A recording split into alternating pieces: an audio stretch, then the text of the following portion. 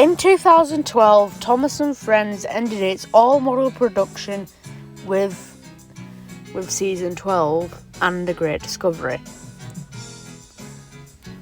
In season 13 rolled around and experienced Thomas and all the other characters as full CGI trains, along with all the sets and everything.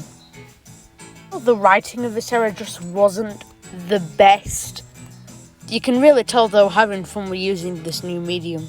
Season 12 also had CGI elements, such as the engine's faces, animals, vehicles' faces, and other details.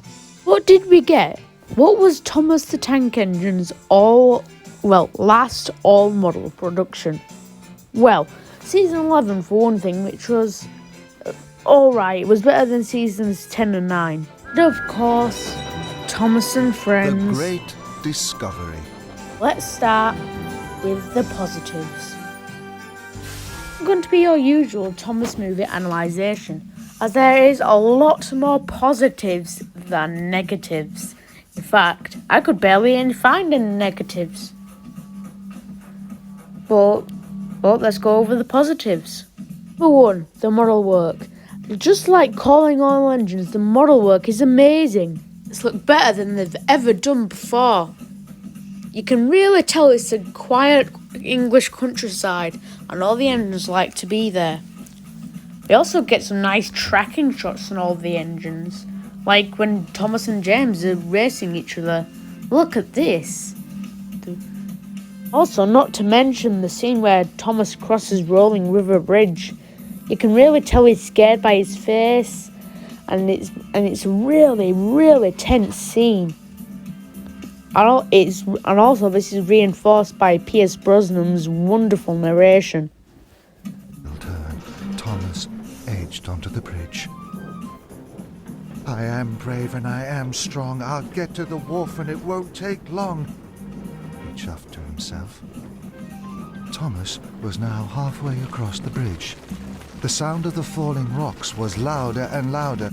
And when the bridge starts shaking, you can really tell Thomas is fearing for his life. And things only get worse when the part of the bridge in front of him breaks. The bridge in front of him came away from the rocks. Really in danger. Now this is why I expect to see a Thomas movie with the models. Number 2. Thomas. The true feel of Thomas' character was on full display here, being a cheeky prick and just being a bit nasty. After he feels threatened by a new engine called Stanley, he decides to play a nasty trick on him by shunting too many trucks together, which is too much for Stanley to pull.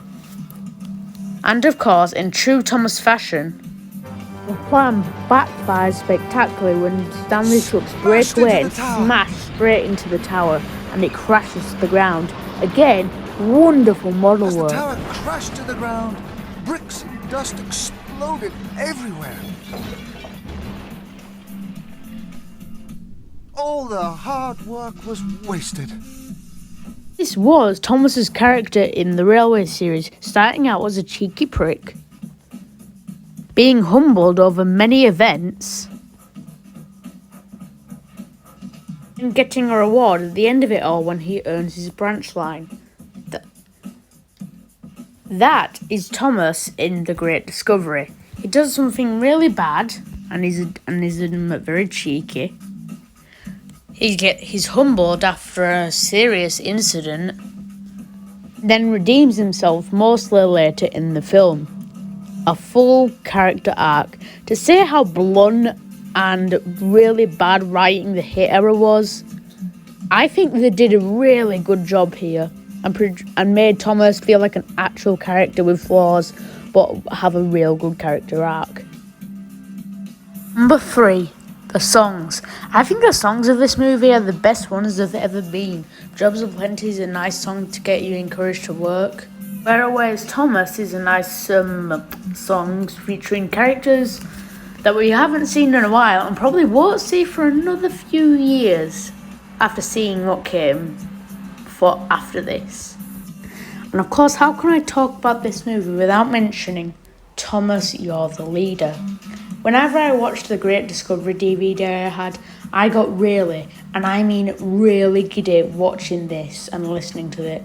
While it's a bit hard to follow, it was really cool seeing the engine roll call in a rap song. Incredible. Even revised it for the CGI series later on. However, it was cut by 2 minutes. But still, it was glad to see that the song was not lost.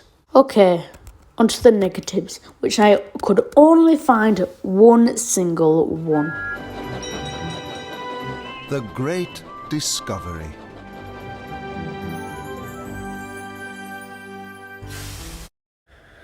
Number 1, the pace. This is the only one I could find, but the pace just happens so fast. It's nothing to do with the plot, but it's just so fast. Thomas discovers Great Waterton after the big introduction on the first song. Then Stanley arrives and Thomas feels threatened.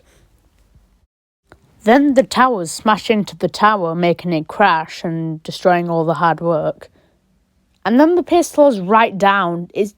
After that, it's just all Thomas moping around. So the pace literally went from very fast to very slow. What the heck?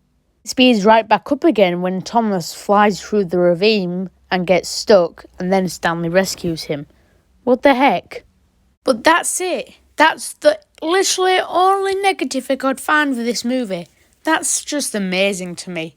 And I think it's going to be the same next time. Still, this is a really good movie, and I really enjoyed visiting it after all these years. Say the movie's around 15 years old now, it's still just as good as it was back in 2008. And that is something to be proud of. The Great Discovery is one of the Thomas the Tank Engine and Friends' best movies. And I'm proud to say that.